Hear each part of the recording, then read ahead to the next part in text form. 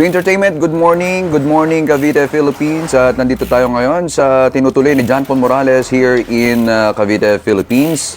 At after ng kanyang pagkapanalo kahapon sa criterium, ito ang ginagawa ni John Paul Morales ngayon.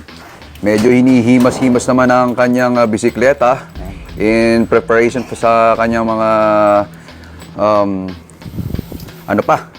pag-iensayo, in preparation for the upcoming road race dito sa Biyernes. Biyernes ba yun, Idol John Paul? Yes, 22. Oo, yan.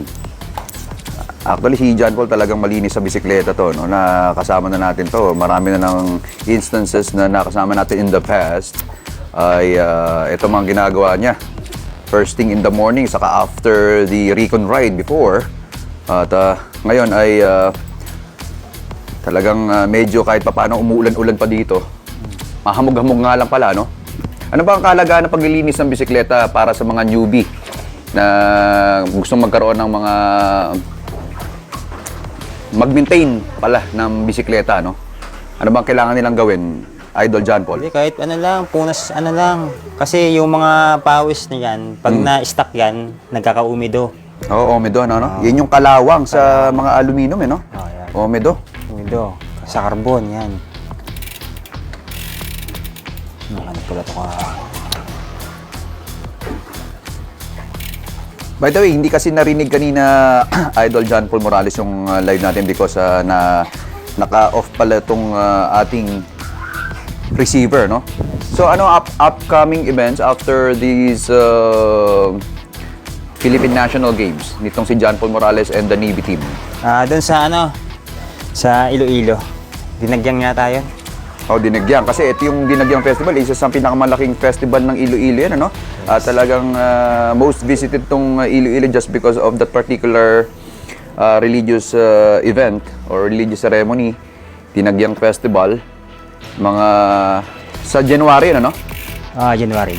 Then after a month ay etong National Road Championships. Oo. Once again, dito sa Tagaytay, napaaga.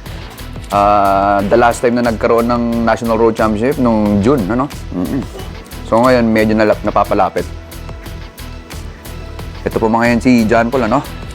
After winning the criterium race ng Philippine National Games 2023 at first time niyang sumali pa naman dito sa Philippine National Games. So, tama ba, Idol John Paul, na first time mong sumali dito? Ngayon ko lang na-represent yung Marikina. Sa tagal-tagal mo in Philippine Professional Cycling, ano? Retired na-present ko pa. Kaya proud ako. By the way, itong inuulit ko, itong criterium race ay hindi na iba kay John Paul Morales ito, no?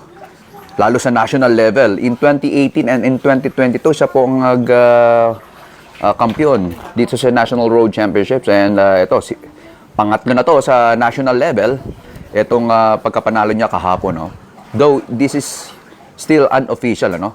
Hintayin natin mamaya ang Phil Cycling through Technical Director Jun Lumibaw para sa official announcement, proclamation nitong si John Paul Morales as the Criterium PNG Philippine National Games Criterium Race Champion.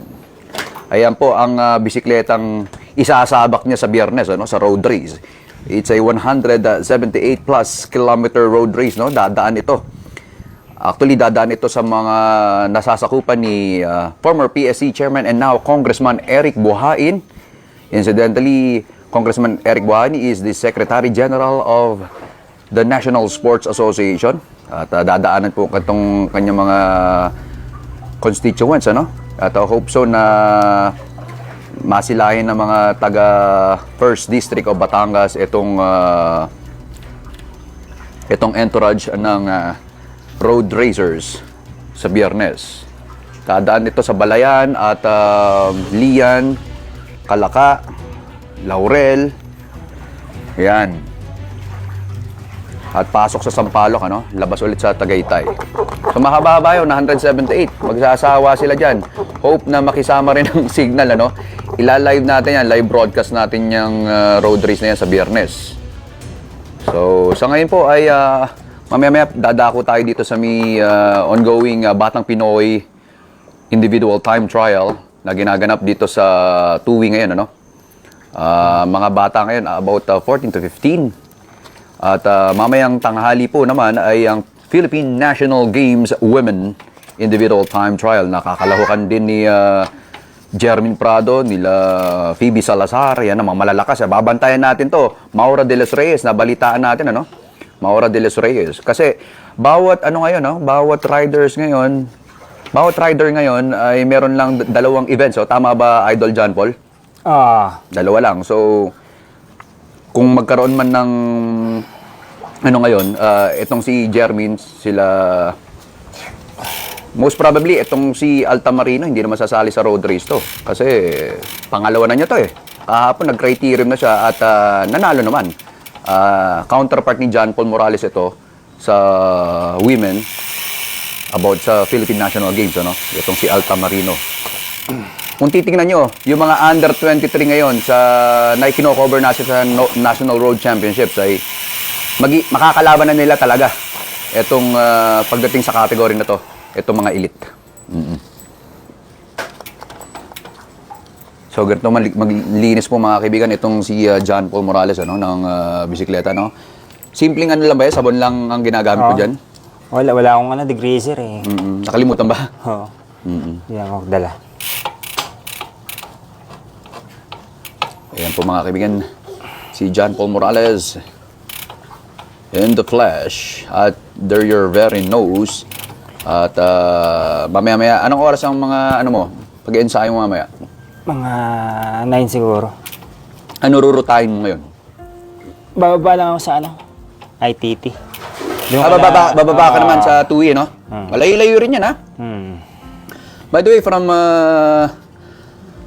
from where we at right now ay about siguro more than 40 kilometers. Siguro. Ang tatakbuhin pa. Medyo pababa naman yan, ano? Medyo struggle yung pataas eh. About ilang gradient yung pataas na yan, mga kahabaan ng Nasugbu na yan. Patak din ng mga 8 ba? Hindi. O mas mataas pa? 6 lang, 6. Oo, 6 lang. Ganun lang naman yan lang, oo. Minsan may konting rolling pa eh, no? Fast climb lang yan. Okay. Saka banayad ng konti, banayad. Banayad pa sa mga iba yan. So ito lang po ang update natin ngayon at this juncture. Dadako tayo mamaya-maya. Pumunta na po tayo sa Batang Pinoy kung saan po ginaganap ang individual time trial. At i-feature naman natin ang mga greenhorns from different provinces, municipalities in the Philippines. This is the Philippine Sports Commission Batang Pinoy Philippine National Games media coverage of your Dwayne Entertainment. This is Dwayne Badwa for Dwayne Entertainment. This presentation was made possible by Cavite Laguna Expressway, Calax, a Metro Pacific Tollway, FeedPad Fitness QZ, Malaus Inn, and Jesse Sports.